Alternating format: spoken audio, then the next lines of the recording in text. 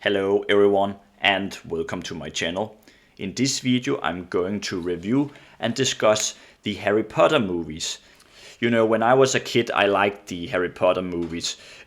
My two older siblings, they were around the same age as the actors in this movie, so they were very much a fan of the series and they read the books and watched the movies.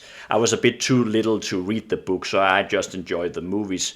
So my experience with Harry Potter is a bit different than the usual Harry Potter fan, in that sense that I have only read the first book, and it's not like I disliked it or anything. I just feel like I've gotten so much used to the movie, so I have kind of difficulty to get into the books. And you know, I haven't watched the movies for a long time, but then I rewatched them with my mom, and I do enjoy all of the movies, but I don't think there is any masterpieces in those. Although it's an incredible magical world that J.K. Rowling has created, I don't necessarily think they are revolutionary in terms of the plot. But again, I can only judge it for the movies, so it will be a review of the movies. In case if you are a huge fan of the books, then I apologize. But starting off with the first movie, Harry Potter and the Philosopher's Stone from 2001. It was directed by Chris Columbus, and I think he was an outstanding choice for starting this series because I think he has a good. He was very good with kids, you know. He has also done the Home Alone movies, or at least the two first. I'm not so keen on the second Home Alone, but I think the first Home Alone film is very charming. And that's kind of the same word I will call the first Harry Potter movie. It's very charming. I think Columbus really capture magic in a good way, and there's warm colors in the way it's shot, and Hogwarts just feels like a real place in this. And I also think the casting is brilliant. You know, you have Richard Harris as Dumbledore, Maggie Smith as McGonagall, and of course Alan Rickman as Snape. They are outstanding, but I also think the kids are very good. And there's a sense of, I would say this movie is the most fairy tale like movie in the series, and it's kind of old-fashioned but in a good way. And I think the first movie really stands on its own, and I think it's the one that stands actually out the best compared to the other ones in the series. And I think if you look into the future, I think it's the first one who will be studied the most as this kickstart to this franchise. It's very well constructed. And I think it has good music in it. I think the only issue I have with it is pretty much that whole troll sequence. You know what I'm talking about. I think that looks a bit dated, and it's not my favorite scene in the film.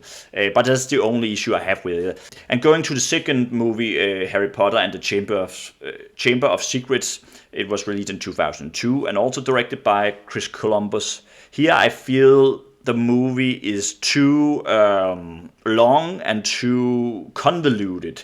I don't think the plot is that good. You know, the whole thing about the Chamber of Secrets, it's kind of set up like this mystery. And although there are some good scenes, I just don't really buy the whole thing. And you see Voldemort as this young man.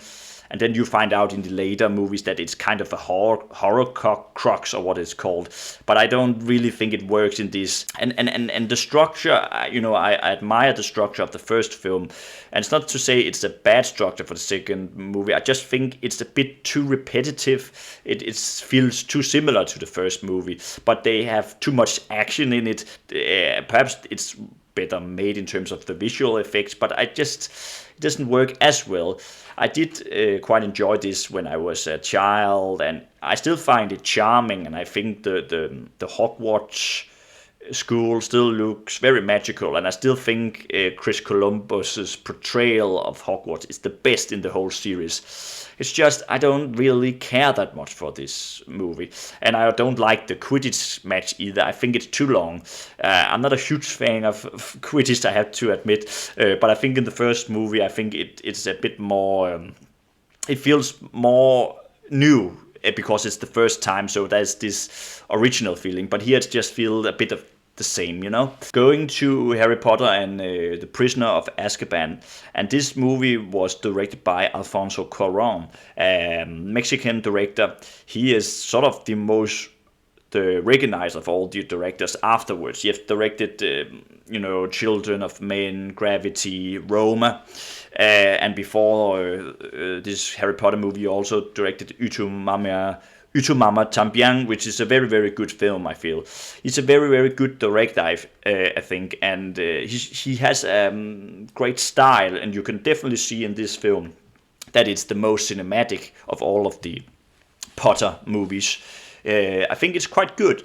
I know that I've read online that many consider it to be the masterpiece in the Harry Potter series, and I have to admit I disagree. I disagree with that. I think it's good. I just don't think it's that interesting. This film, it has a great. I like the sort of that Alfonso Cuarón made the world outside Hogwarts kind of a world for itself. You see more of the area, and I quite like that. It has a sense of he captured the essence of the nature very good. But the story, the whole time turner thing, that it is original, and the first time you're watching it, it has a surprise effect. But I don't really like it when I rewatch it. In that sense, I feel the last half of it becomes kind of boring, because there's no surprise, because they are going to do the things, to save themselves. If you have watched the movie, you know what I'm talking about. I think the climax is either too early or too late. I can't really explain it. I just don't like the time travel thing.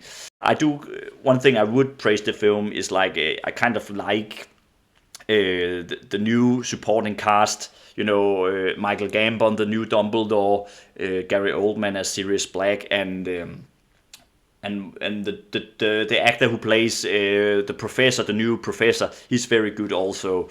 Professor Lupin, I can't remember the actor's name, but he's very good. And jumping to Harry Potter and the Goblet of Fire, released in 2005, and it was directed by Mike Newell, who has also directed a film I very much like, which is 4 Weddings and a Funeral.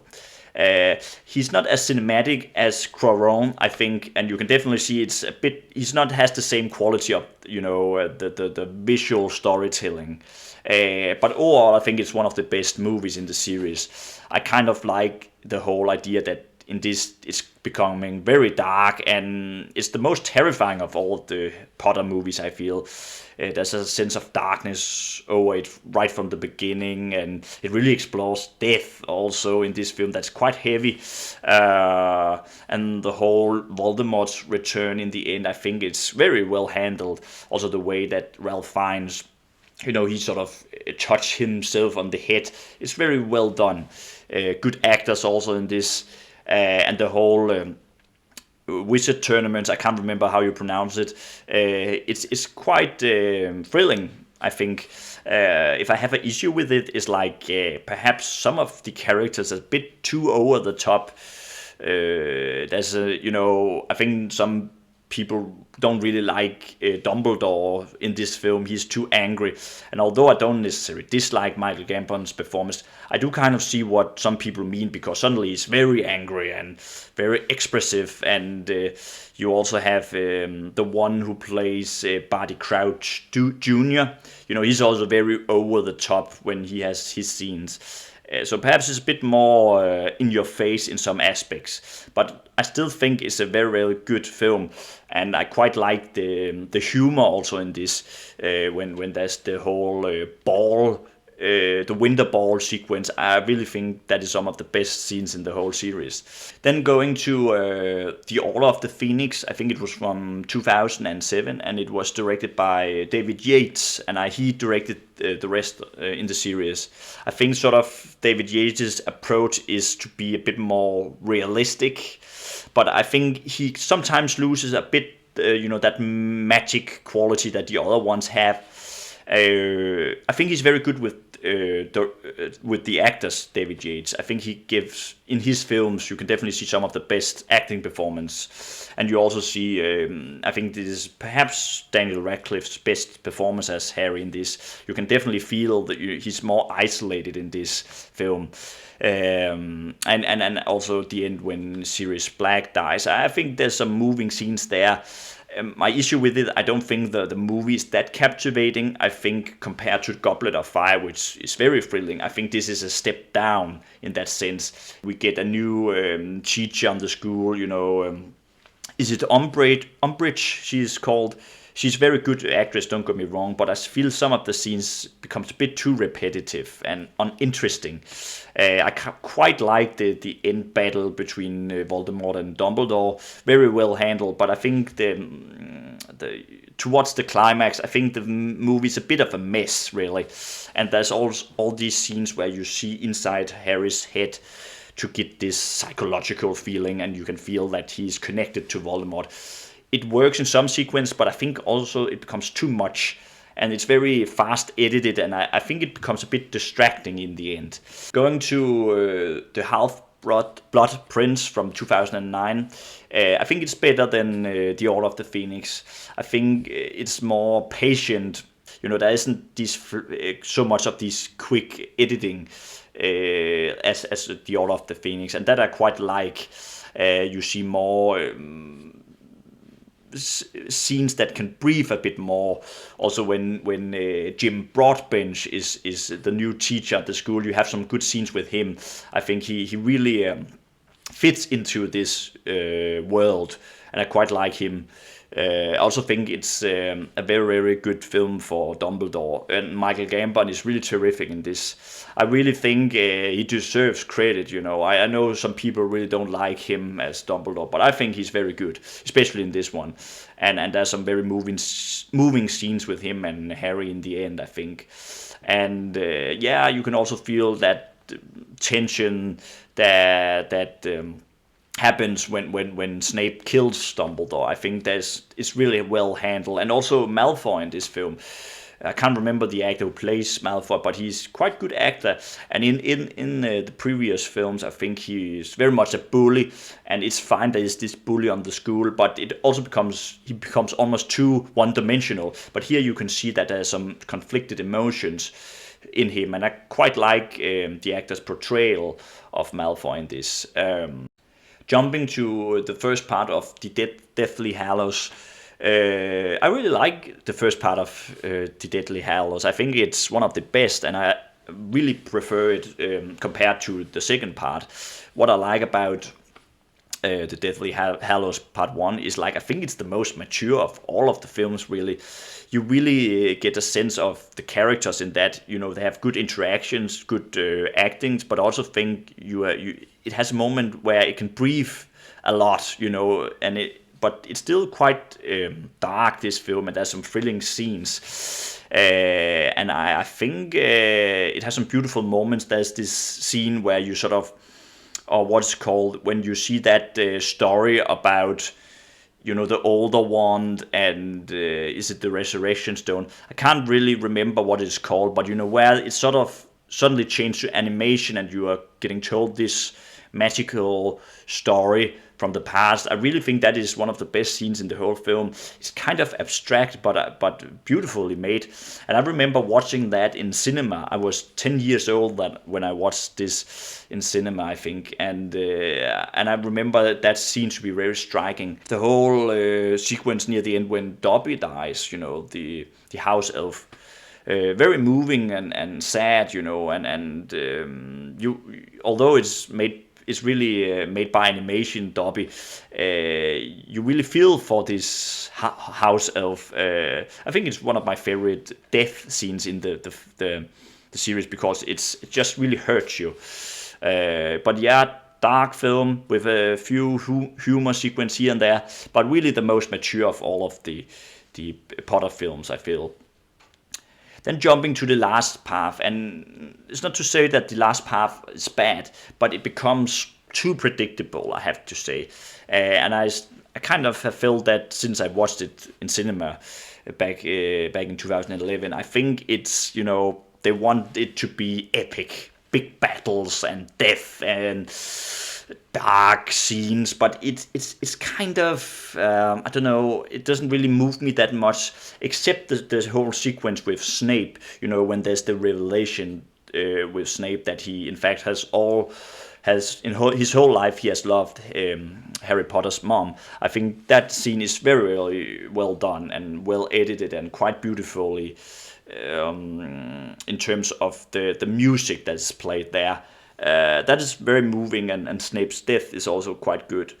I also like the scene when Harry used the resurrection stone to see the ones he loves, his parents and Sirius Black and is it Lupin also? Yeah, that scene is also moving, but I just think this is.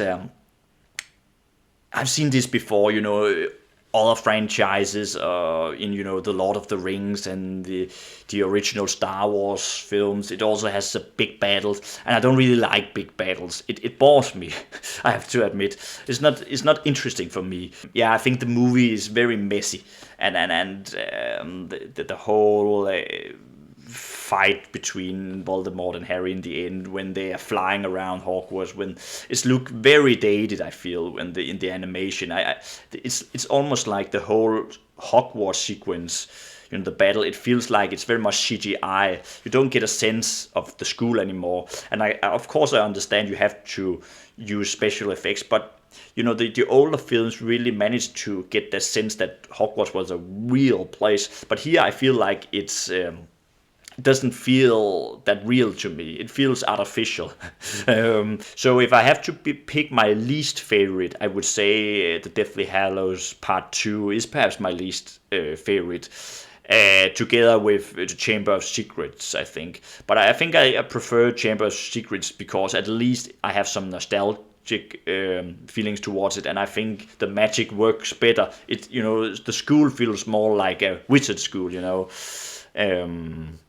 And then my favorite is a mix between the Philosopher's Stone, the Goblet of Fire, and part 1 of the Deathly Hallows. I think they are quite well structured and has some of my favorite scenes in the whole series. But if I will just pick one, I will pick the Philosopher's Stone, mainly because I still think it was the introduction to the whole wizarding world. And it captures magic better than any of the other ones in the series, I feel. So this was just my thoughts on the Harry Potter movies. Thank you so much for watching this, and let me know in the comments what you think of Harry Potter in general. And I hope you will all have a very nice day. Bye.